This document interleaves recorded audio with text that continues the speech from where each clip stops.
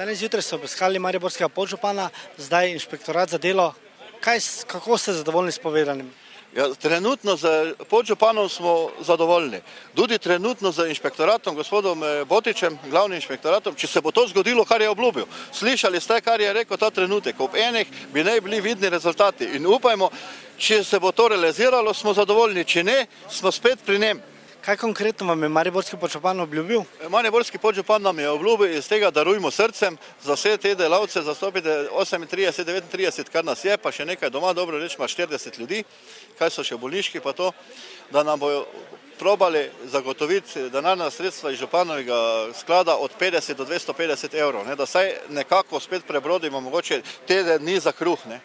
Kdaj bi naj denar dobili? Denar bi naj dobili naslednji teden tam v torek, ker v ponedeljek bi bila seja, do ta teden pa moramo oddati vse te prošnje in v ponedeljek bi naj bilo to rešeno, v torek pa bi bil denar nakazan.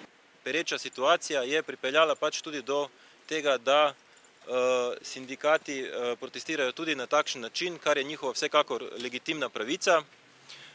Potrebno je pa povedati, da v konkretnem primeru je inšpektorat za delo opravil kar 20 inšpekcijskih nadzorov pri delodajalcu in ugotovil tudi številne kršitve delovnopravne zakonodaje, tako z področja zakona o delovnih razmerjih, kot tudi zakona o varnosti in zdravju pri delu.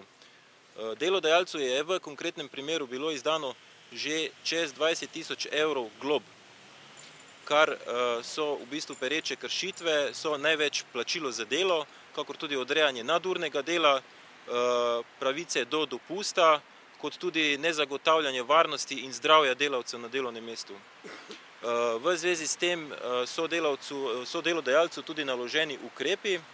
Te ukrepe bo moral delodajalec spoštovati in predložiti tudi dokazila o spoštovanju teh ukrepov, sicer bodo sledile še nadaljne sankcije v okviru zakona.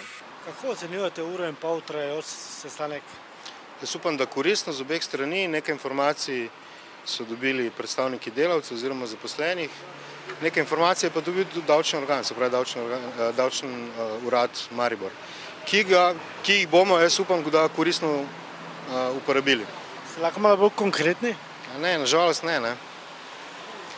To so neke stvari, ki so za nas opredeljene kot davčna tajnost.